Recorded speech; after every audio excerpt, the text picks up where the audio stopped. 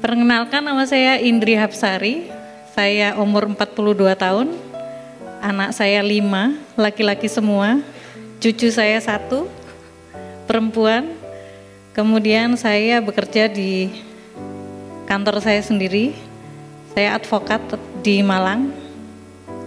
Saya diizinkan Tuhan untuk memberikan kesaksian hari ini dan kemarin. Dan itu suatu kebanggaan buat saya dan penghiburan buat saya untuk saat ini. Karena perjalanan hidup saya rasa tidak mudah buat saya sendiri. Mungkin orang yang melihat saya, kondisi sekarang ini baik-baik saja. Saya baik-baik saja. Awal saya menikah setelah lulus SMA, umur 16 tahun saya sudah menikah. Umur 17 tahun saya punya anak pertama. Saya menikah dengan suami saya, waktu itu dia seorang polisi di Malang juga. Kemudian pernikahan saya dikaruniai 1 orang putra. Dan saya hanya menjalankan pernikahan itu selama 2 tahun saja.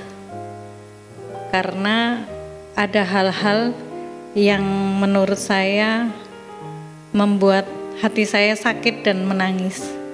Saya dulu seorang muslim. Sampai SMA saya muslim, sampai saya menikah saya muslim. Saya orang yang taat beribadah. Saya ngaji, kalau di muslim itu ada ngaji Quran, ada ngaji telinga. Jadi ngaji telinga itu kita mendengarkan ceramah, mendengarkan firman. Saya yang tidak pernah meninggalkan sholat saya selama 5 waktu. Saya selalu berusaha untuk ini waktunya saya sholat. Hingga ketika saya menikah pun saya tetap menerapkan itu. Yang saya buat hati saya nangis di pernikahan saya pertama, waktu saya hamil umur 8 bulan, saya sholat dan saya ditendang sama suami saya. Dari situ saya masih, oh Tuhan, ini mungkin karena dia lagi kerasukan setan atau apa, saya enggak tahu. Tapi saya tetap sholat aja, sampai akhirnya saya menghadapi situasi yang paling berat. Saya harus memilih untuk bercerai dengan dia, karena saya merasa prinsip kita sudah berbeda. Saya dengan dia prinsipnya sudah sangat berbeda. Karena dia tidak mau sholat, sedangkan di muslim adalah imam kita adalah suami. Apapun kata suami kita terima, kita nurut, kita apa kita. Saya sudah berusaha seperti itu, saya berusaha baik, saya berusaha menjadi makmum yang baik buat suami saya, tapi ternyata masih kurang. Saya baru di teras rumah, nyapu gitu, disapa sama orang lewat itu, saya dipanggil, dipukuli saya di dalam. Secantik apa saya kok sampai digitukan gitu kadang-kadang. Tapi ya saya terima aja, sampai pada akhirnya anak saya umur 12 bulan kalau nggak salah, saya minta pisah sama dia. Saya sudah nggak kuat. Dia ternyata pakai susuk itu 11 di mukanya. Dan saya yang ngambil satu-satu, dan itu nyata, kuasa kegelapan itu ada, saya bilang itu. Akhirnya ketika saya minta cerai sama dia, saya tetapkan, saya berdoa sama Tuhan, jangan diganggu saya sama orang ini lagi. Ternyata tidak berhenti ketika itu anak saya yang baru umur 12 bulan, kakinya diangkat gini, di tempat saya itu ada sungai besar, jalurnya sungai berantas kalau dibilang. Anak saya diangkat, ditaruh di sungai gini, kamu kalau gak mau balik sama aku, anakmu tak lepas loh. Dari situ saya berteriak sama Tuhan saya waktu itu, sama Allah saya minta, kenapa saya nggak ditolongin, kenapa saya dibeginikan terus gitu. Sampai akhirnya saya pernah mencoba untuk bunuh diri. Saya ikut suami saya dulu pulang, terus saya balik lagi dengan anak saya. Saya coba untuk bunuh diri. Saya capek, saya lelah dengan keadaan yang seperti ini, saya lelah. Akhirnya ada adik saya yang masih kecil-kecil bilang, jangan meninggal, terus aku bagaimana gitu, adik-adik saya. Saya sholat lagi, saya berusaha untuk sholat, tapi tetap aja nggak ada jawaban. Saya diberi, kenapa ini kok nggak ada jawaban terus? Akhirnya saya mau mencoba bunuh diri lagi yang kedua, karena saking lelahnya hati saya diteror sama dia. Begitu kuasanya dia untuk meneror hati saya dan pikiran saya, sampai anak saya diambil, dirawat sama ibunya dia. Ketika saya mencoba bunuh diri yang kedua itu, saya pakai rukuh, saya pakai mukennah itu, saya selesai sholat, tidak ada jawaban. Sampai akhirnya saya tertidur. Dan saya tidak pernah mendengar suara yang selembut dan seenak itu yang saya dengar. Cuman bilang gini aja, datanglah kepadaku karena aku adalah jalan yang benar. Saya cuman bangun terus, ini suaranya siapa tadi ya gitu. Saya nggak tahu itu suara siapa, saya nggak kepikiran sama Tuhan Yesus, saya nggak kepikiran. Sampai akhirnya di malam berikutnya begitu. Saya habis sholat, saya ketiduran. Kalau muslim itu ada sholat tahajud namanya, itu sholat di atas jam 12 malam. Itu saya mendengar lagi, dan sampai akhirnya yang ketiga saya mendengar hal yang sama. Di hari Minggu pagi, saya lari ke gereja mana aja yang buka pasti saya datangi. Ternyata saya dituntun Tuhan untuk masuk ke gereja GBIB Immanuel di Malang. Saya datang, saya hanya bisa nemui gembala saja. Saya bilang, saya mau ikuti Yesus, saya mau ikuti Yesus. Saya ikut Yesus, dan gembala itu bilang, sudah mantapkan hatimu dulu, karena pikul salib itu berat. Iya, pikul salib itu berat. Dan setelah gembala itu bilang, sekarang ini saya baru merasakan memang benar-benar berat ikut salib. Pikul salib itu benar-benar berat. Ketika saya sudah masuk gereja, saya sudah beribadah, saya dipertemukan dengan suami saya yang kedua. Dia seorang jaksa yang belum pernah menikah, ganteng, baik, dia gak pernah marah-marah ke saya, setia. Dan setelah saya 4 tahun menjanda, saya baru menikah dengan beliau. Sabar orangnya, sabar. Kemudian saat 4 tahun menjanda, saya menikah sama dia. Di pernikahan saya pertama, saya dikasih anak lagi laki-laki di tahun 2002. Tahun 2002. Saya dikasih anak pertama laki-laki dari dia. Namanya Boas. Umur 3 tahun saya dicobai lagi sama Tuhan. Saya dicobainya, anak saya kena sakit hisprung. Hisprung itu adalah penyakit bawaan dari lahir, yang anak itu enggak punya rasa untuk mules, kebelet pup itu enggak ada. Akhirnya dia harus di bypass di sini umur 3 tahun itu selama 7 bulan. Saya imani terus, iya ini ikut salib berat. Mertua saya baik-baik sekali. Akhirnya 7 bulan di bypass, dia operasi besar itu selama 11 jam, operasinya 4 kali, puji Tuhan sukses operasinya.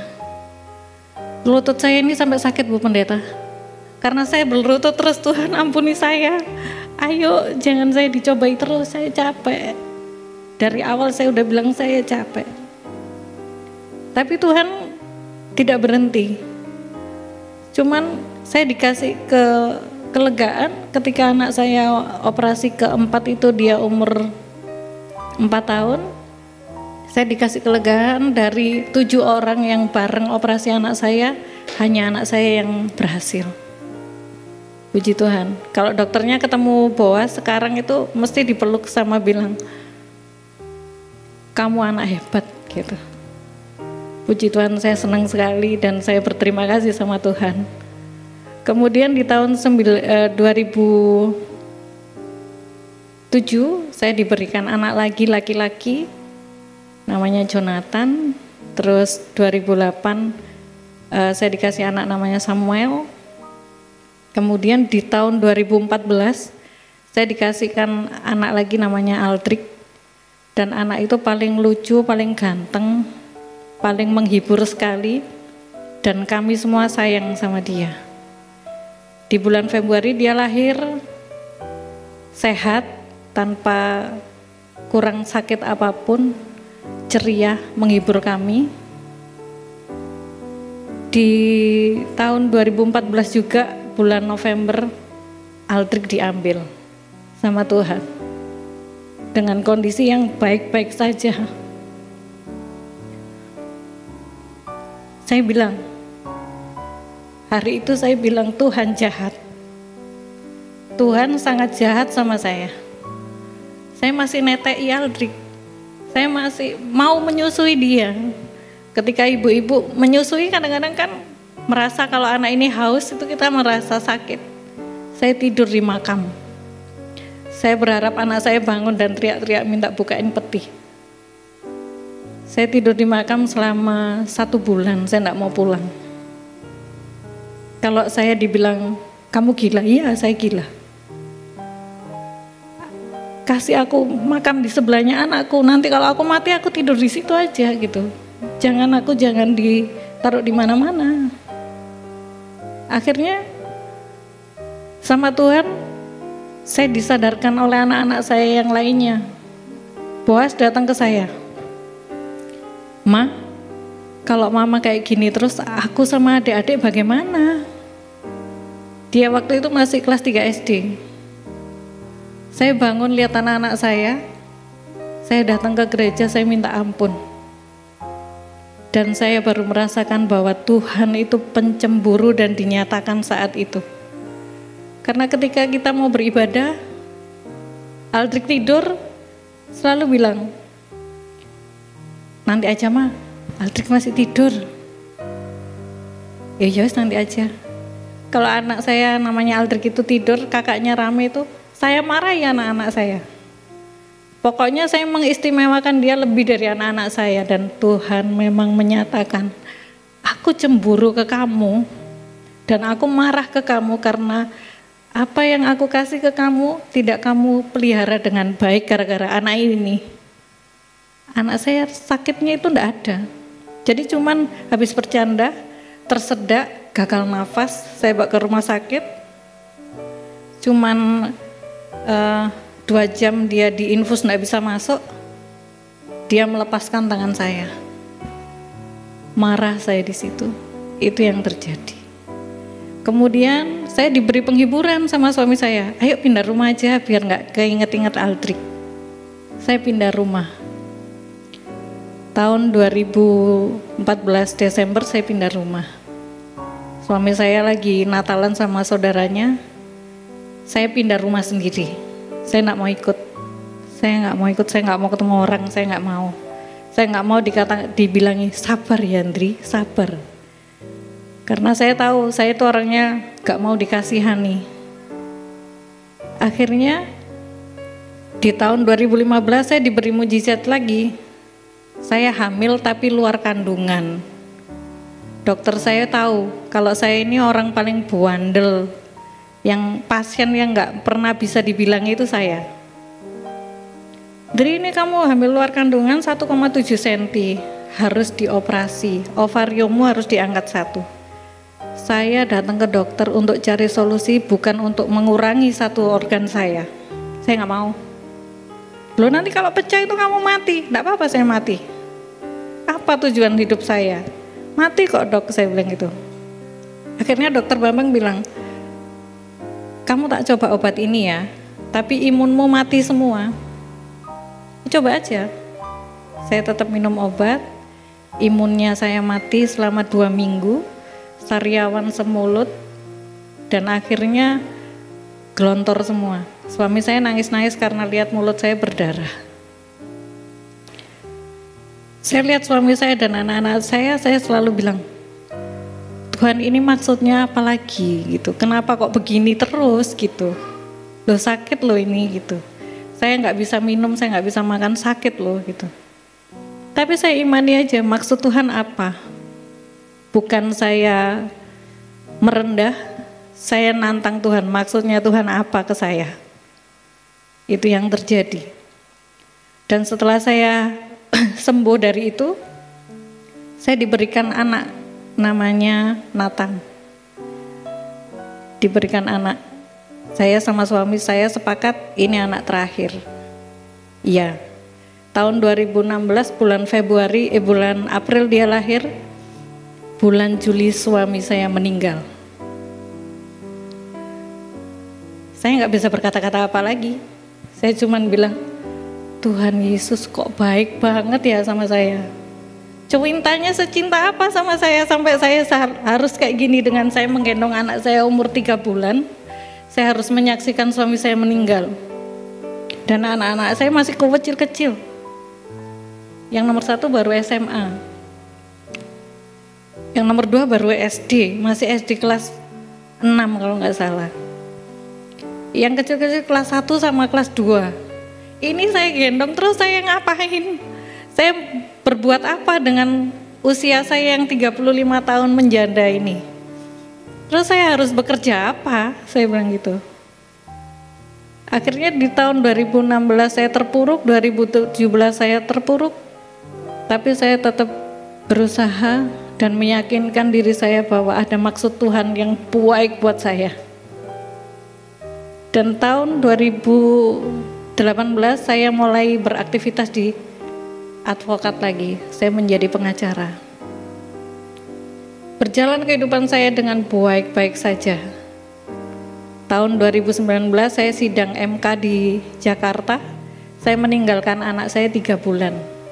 Waktu itu transisi dari kelulusan SD ke SMP anak saya yang nomor 3. Anak saya digondol sama anak pang. Anak saya dibawa sama anak pang dan anak saya sudah bisa minum minuman keras, bisa merokok, bisa ngapa-ngapain. Di sini kaki saya itu enggak bisa jalan. Saya bilang, Tuhan, saya bekerja buat anak-anak saya. Saya mencari perkara-perkara yang tidak berdiri di tempat orang yang zolim. Saya mencari uang halal. Tapi Tuhan berikan 1 kali lagi pencobaan buat saya. Saya putar otak, saya bilang ke partner saya, kamu sidango, uangku bawaan gak apa-apa, aku tak jaga anak-anakku. Akhirnya saya jaga anak saya selama 1 bulan, namanya Jonathan itu. Ayo kita saya enggak pernah marah, saya enggak bisa marah orangnya. Saya cuman bilang, Mama di rumah jagain kalian semua, kita lihat perekonomian kita bagaimana. Akhirnya yang dari kita suka makan ayam, turun ke tempe, turun terus. Akhirnya anak saya minta ampun, Ma, kalau Mama gak kerja kita ya apa, Ma, mosok jalan kaki sekolah, mosok. Ya aku nuruti kalian, kalau aku di rumah ya gini, kalau Mama di rumah ya kondisinya seperti ini. Ya ayo, adik jadi minum susu 1 saset sehari, padahal 1 kilo adiknya kadang-kadang 1 minggu. Ya gara-gara Dimas, gara-gara Jonathan berarti mah, kalau korbannya jadi kakak-kakak sama adik-adik. Mama nggak mau menjudge kamu bahwa ini kamu yang salah gitu. Ini ya mungkin salah Mama, jadi Mama ya harus mau gitu. Akhirnya anak saya minta ampun dan sekarang menjadi anak yang diberkati Tuhan. Dia selalu datang gereja dan pelayanan. Kalah saya sama anak saya. Tapi ya itu kebaikan Tuhan tidak selesai buat saya. 1 bulan yang lalu saya periksa di dokter Bambang lagi karena ada kelainan datang bulan saya yang tidak lancar. Dokter Bambang menyarankan saya biopsi ya Andri gitu. Biopsi itu buat apa, Dok? Biar tahu kamu punya kanker apa tumor. Wes, apalagi, Dok, gitu. Dokter Bambang itu dokter yang paling teliti di Malang, SPOG. Akhirnya saya datang, saya biopsi, saya dikasih kabar, Andri, kanker serviks stadium 2. Tuhan, saya bilang, saya bekerja buat anak saya sendiri nih, sudahan. Ampuni saya gitu. Apalagi yang harus saya terima sekarang? Saya datang ke anak-anak saya bilang, Mama kanker. Anak saya cuman bilang, Tuhan pasti bantu kita kok Ma, kita nggak pernah sendirian. Saya bilang ke anak saya, boleh Mama bilang Tuhan jahat? Gak boleh. Gak boleh. Tuhan itu baik gitu. Mama nantilah pasti dikasih tahu sama anak saya yang nomor 2 itu, bilang, Mama nantilah dikasih tahu orang-orang yang baik itu mana, orang-orang yang jahat itu mana di saat Mama sakit gitu. Dan nyata-nyata terbukti. Gak banyak orang yang tahu saya sakit, tapi sahabat-sahabat saya yang selalu di samping saya pergi sendiri-sendiri. Orang-orang yang dulunya gak saya peduliin datang dengan membawa obat yang saya gak nyangka-nyangka, sulit nyarinya itu, mereka datang. Saya dipertemukan dengan Bu Siana dan akhirnya bisa bersaksi di sini, ketemu Bu Eli. Saya juga gak menyangka-nyangka. Tapi dalam setiap doa saya bilang Tuhan itu baik. Apapun yang terjadi sama saya, Tuhan itu baik. Setiap malam saya berdoa sama Tuhan, Tuhan beri kesempatan saya untuk saya membuktikan bahwa Tuhan benar-benar baik di hidup saya. Dan Tuhan selalu menjawab dengan ayat-ayat yang saya baca. Saya nggak pernah namanya baca ayat Rut itu, saya nggak pernah. Tapi saya dikasihkan ayat Rut. Ayat Rut yang bilang bahwa imanmu itu yang menguatkanmu gitu. Iya Tuhan, imanku yang menguatkanku. Karena ibu saya masih muslim dan bapak saya masih muslim, ada orang yang datang ke saya, Mbak Indri, itu penyakitnya sampean tuh gara-gara masih ada ganjalan orang tua sampean ke sampean gitu. Oke, saya harus ngapain? Minta maaf ke orang tua sampean dan bilang ke orang tua sampean, apapun permintaan terbesarnya ibu bapak saya turuti. Karena saya pengacara, otak saya pengacara udah bergerak. Pasti yang diminta bapak ibu saya balik ke muslim, pasti. Dan saya nyatakan ketika saya datang ke bapak ibu, saya minta maaf kalau saya ada salah. Apa permintaan ibu sama bapak terbesar? Kamu balik ke muslim. Saya sambil menangis ke bapak ibu, saya bilang, saya bukan melupakan di mana saya dilahirkan. Tapi saya sudah sangat mencintai Yesus, jadi saya nggak bisa kembali ke bapak ibu. Ampuni saya. Apapun agamanya, saya kira baik. Apapun pelajaran dari agama Islam ataupun Kristen itu baik. Saya khatam Quran berapa kali Pak gitu. Saya tahu artinya Al-Quran berapa banyak gitu. Dan isinya hampir sama. Pengajarannya pun hampir sama gitu. Terus kenapa ketika saya sudah mencintai itu, saya diharuskan balik lagi gitu. Terima kasih. Saya harus balik lagi. Saya belum bisa. Ya hanya karena bapak saya orang Muhammadiyah, yang beliau bilang, ya kamu nanya permintaanku, ya itu. Bapak nggak bisa ngasih toleransi ke saya. Saya diceramai sama bapak saya. Kalau anaknya bapak ini bikin dosa, bapak itu nggak bisa masuk surga. Saya bilang ke bapak, Bapak kan juga orang pengadilan ya Pak? Ya. Kalau orang pengadilan itu biasanya maling ayam itu anaknya, opos yang di penjara bapaknya, saya bilang gitu. Ya anaknya gitu. Lah iya, lah sekarang hukum Tuhan sama hukum manusia kok adilan hukum manusia, saya bilang gitu. Kita ngomong logika aja sebagai orang hukum yang mengerti gitu. Ya sulit kalau ngomong sama kamu. Ibaratnya bapak sudah mencintai ibu, tiba-tiba bapak tak suruh cerai itu gimana Pak, saya bilang gitu. Ya gak bisa, itu kan hatiku, Saya juga mencintai Yesus lebih dari apapun, Pak. Saya bilang gitu. Karena setelah suami saya nggak ada, Yesus yang ada buat saya. Saya bukan pengacara yang menghadapi masalah yang enteng-enteng. Saya pernah kok waktu sidang saya menanyain saksi, punggung saya seperti disetrika, pernah kok. Teman saya sampai nggak bisa bicara, pernah kok. Kita datang ke pengadilan tiba-tiba kecelakaan, sering kok, saya bilang gitu. Hal-hal yang kayak gitu, kita mau nggak percaya kuasa gelap ya nggak bisa. Itu terjadi dan ada gitu. Tapi apa Bapak mengerti? Apa Bapak yang nolong saya gitu? Enggak, yang nolong saya Yesus. Saya tetap berjalan ke pengadilan dan saya bilang, saya selesaikan tanggung jawab saya. Saya bersidang dengan lancar walaupun mobil saya keadaan gak karu-karuan. Hal-hal yang kayak gitu yang saya imani bahwa Tuhan itu baik. Tuhan itu suami saya. Setelah suami saya gak ada, anak saya dipelihara. Saya bekerja buat anak saya sendiri. Dan puji Tuhan anak saya sekarang gak ada yang nakal-nakal, gak ada yang bagaimana-bagaimana, selalu menguatkan saya.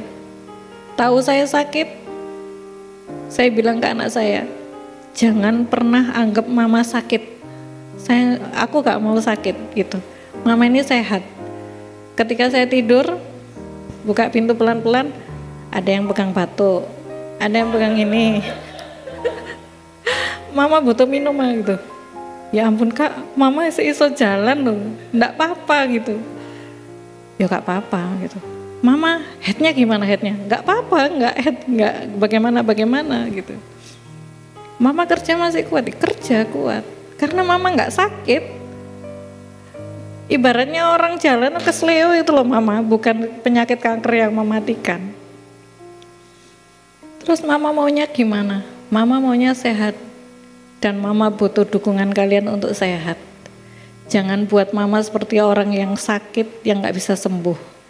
Mama yakin dan percaya Tuhan kasih kesakitan dan Tuhan pasti kasih obat. Apa yang dulunya gak ada di badan mama pasti gak ada lagi nanti atas kuasa Tuhan Yesus. Saya sering ingetin ke menantu saya itu muslim, sama anak saya yang pertama muslim. Saya tidak pernah maksain mereka untuk pindah lagi ke agama saya, karena dari lahir dia sudah muslim. Oma, anak saya kalau panggil saya, gak kepin sahadat ah. Oh, kalau mau coba sahadat le, masih ping 100 ya tak baca, tapi hati saya tetap sama Yesus. Saya bilang gitu. Emang Oma pernah ketemu Yesus ah? Kok secinta itu sama Yesus? Saya tanya ke dia, kamu pernah ketemu Allah ah? Kok sampai secinta itu sama Allah sama Muhammad? Saya bilang. Anak saya cuman bilang gini, ya wis. Walaupun kita keluarga hukum, Oma tetap yang paling menang. Oma yang paling benar. Jadi anak-anak saya kuliahin hukum semua. Saya nggak mau anak saya kuliah lainnya selain hukum. Karena saya mempersiapkan mereka untuk jadi orang-orang yang seperti papanya, yang nggak mau uang, nggak mau disuap, nggak mau apa. Saya kepingin dia seperti papanya. Dan seperti saya membela orang-orang yang memang benar-benar di posisi yang benar. Saya nggak mau di posisi yang salah. Karena saya merasa ketika saya membela orang yang di posisi yang salah, uang yang saya berikan untuk anak-anak saya nggak berkah. Dan pasti anak-anak saya dalam kondisi yang tidak baik-baik saja. Covid 2020, 2021, anak saya nggak pernah ada yang kena. Anak saya sehat semua. Tuhan Yesus baik, walaupun saya kena Covid, anak saya tidak.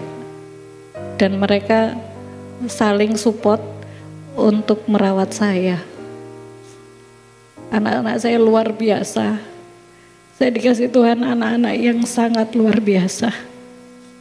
Anak-anak yang dewasa ketika menghadapi permasalahan-permasalahan saya. Mereka selalu saya ajak untuk sharing tentang pekerjaan saya, dan saya berharap mereka juga curhat tentang sekolah-sekolah mereka kepada saya. Dan Tuhan menyatakan anak saya dengan kondisi yang jujur dan baik-baik saja. Sekolahnya juga berprestasi semua. Walaupun saya enggak pernah ngajari, ABC itu enggak pernah. Tahu-tahu anak saya bisa baca, tahu-tahu anak saya ranking. Saya suruh les, enggak mah, nanti ngeluarin uang banyak. Mau untuk datang ke bengkel, betulin mobilnya, motornya gitu, mah punya uang mah, aku mau betulin ini loh. Lo ada gak? Lah nggak ada, nggak usah, nanti aja gitu. Kayak gitu saya sampai dalam hati saya, ya aku yang cari uang buat kalian loh, kalian kok nanya-nanya kayak gitu. Itu saya kadang-kadang terharu juga, kenapa harus bertanya ketika aku bekerja gitu. Cuman mereka bilang, gak tega lihat mama pergi pagi pulang malam. Advokat itu seperti dokter 24 jam itu loh Bu. Kalau sudah di rumah ditelepon klien, Mbak aku dampingono di Polres jam 2 malam ya datang. Tidur di penjara saya ya pernah. Klien saya gak mau ditinggal. Aku kok mau ditinggal Mbak, stres aku, tidur saya di penjara. Seperti itu hal-hal yang saya lakukan, yang sampai akhirnya anak-anak saya bilang, aku kuliah cepet-cepet selesai terus mama berhenti ya, aku yang ngerjain semuanya. Penyertaan Tuhan dalam hidup saya sangat luar biasa. Sampai sekarang pun saya divonis kanker serviks stadium 2B, saya tidak pernah merasa sakit dan saya baik-baik saja. Tuhan Yesus selalu menguatkan saya bahwa kamu akan selalu dalam penyertaan saya. Saya tidak pernah berkesaksian seperti ini. Saya juga kaget Bu Pendeta bilang untuk saya datang ke sini. Dan terima kasih.